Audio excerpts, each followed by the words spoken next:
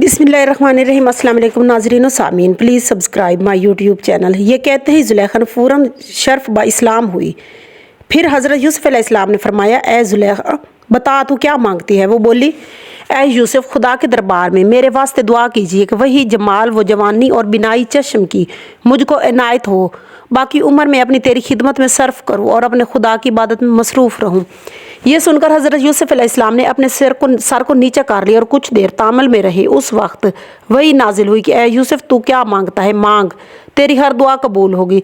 तब हज़रत यूसुफ़ अलैहिस्सलाम ने 2 रकत नमाज शुक्राना अदा की और फिर सजदे में चले गए और काफ़ी देर तक खुदावंद कदूस से दुआ मांगी। अभी आपने सर सजदे से उठाया ही न था कि ज़ुलेखा ने आवाज़ दी कि ए यूसुफ़ अपना सर उठा सजदे से, तुमने जो चाहा वो हासिल हो गया। उसके कहने से हज़रत यूसुफ़ ने अपना सर सजदे से उठाकर ज़ुलेखा की तरफ देखा तो देखते क्या है कि सूरत, जवानी और बिनाई चश्म खुदा ने उसे इनायत फरमाई है। ज़ुलेखा ने जब अपनी सूरत को आईने में देखा तो खुदा का शुक्र बजा लाई, फिर ईमान में तरक्की भी हो गई और फिर हज़रत यूसुफ़ अलैहिस्सलाम की तरफ ख्याल ना किया और वो चली गई। उसके जाने के बाद हज़रत यूसुफ़ अलैहिस्सलाम फरमाने लगे, ए ज़ुलेखा तुम कहाँ जाती हो मुझे छोड़कर। वो बोली, जिसने ये शक्ल वो सूरत बिनाई चश्म की मुझको बख्शी है उसको छोड़कर नाहक यूसुफ़ से क्यों अपने आप को बर्बाद करूं, और मुझे चाहिए कि मैं इसी पर ख्याल करूं। कहते हैं कि हज़रत यूसुफ़ ने ज़ुलेखा पर बहुत ख्वाहिश की मगर वो भागती रही। गैब से आवाज़ आई, है यूसुफ़ सब्र कर, जल्दी मत कर। उसके बाद ज़ुलेखा गम खाने में जा बैठी और हज़रत यूसुफ़ खवास्तगारी में उसके लोगों को भेजा, लेकिन वो कबूल नहीं करती थी। तकरीबन 40 रोज़ इसी तरह गुजरे। इस 40 दिन के अंदर हज़रत यूसुफ़ अलैहिस्सलाम ने इतना दर्द ज़ुलेखा के लिए खींचा कि ज़ुलेखा ने 40 बरस में भी ना ऐसा दर्द उठाया था। इधर मलिक रेयान ने ज़ुलेखा के पास पैगाम भेजा था कि बहुत से लोग उसको जाकर वैज़ व नसीहत करते थे।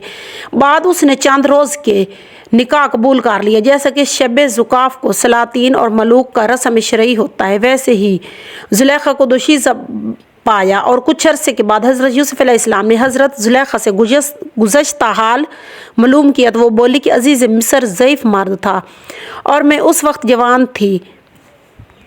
काम जान व शोहर में होता है वो मेरे और अजीज़ मिस्र के बीच ना होता था। और दूसरी रिवायत में यूँ भी आया कि खुदा ताला ने हज़रत यूसुफ़ अलैहिस्सलाम के लिए ज़ुलेखा को बचा कर रखा था, इसलिए एक शैतान आकर अल्लाह के हुक्म से अजीज़ मिस्र और ज़ुलेखा के दरमियान सोता रहता था और अजीज़ मिस्र को यही मालूम होता था कि वो ज़ुलेखा है और कुछ कर भी नहीं सकता था।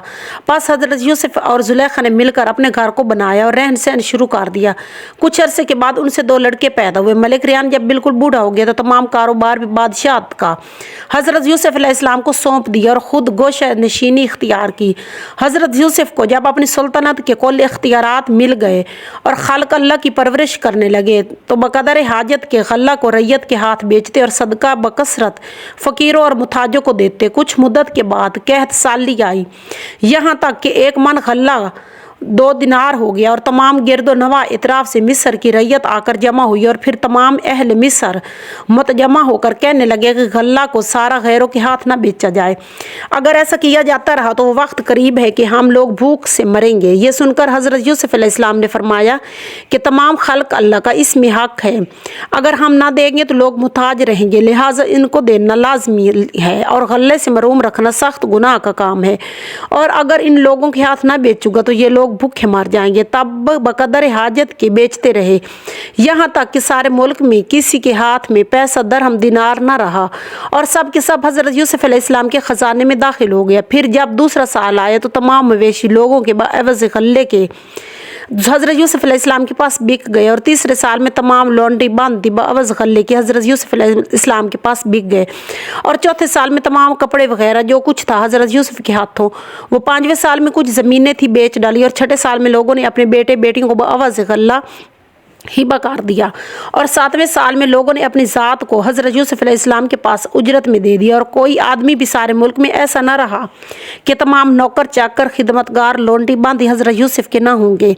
यह हाल देखकर तमाम खलाइक तअज्जुब में थी और कहती, हमने कभी ऐसा बड़ा बादशाह नहीं देखा और न कभी सुना।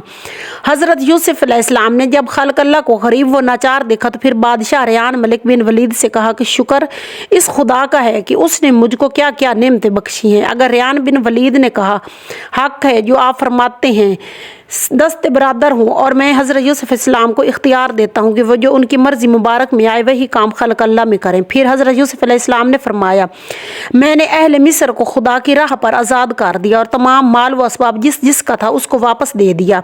रिवायत है कि हज़रत यूसुफ अलैहिस्सलाम ज़माना कैद में हरगिज़ सीर होकर नहीं खाते थे और तमाम खल्क़ अल्लाह के मुआफ़क़त करते थे।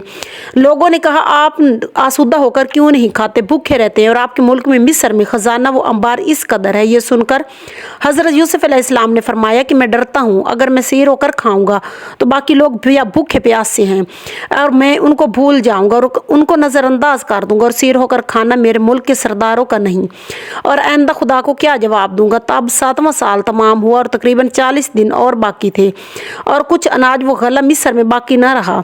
शदीद भूख की वजह से हज़रत यूसुफ अलैहिस्सलाम के पास आकर लोग मिन्नतें करने लगे। हज़रत यूसुफ अलैहिस्सलाम ने लोगों को हाल देखकर बहुत परेशान हुए। रात रात को उठकर खुदा के दरगाह में आहुजारी की कि ए रब्बिल आलमीन, तेरे बंदे भूख की वजह से मर जाते हैं, अगर तू रहम ना करेगा तो तमाम मखलूक हलाक हो जाएगी।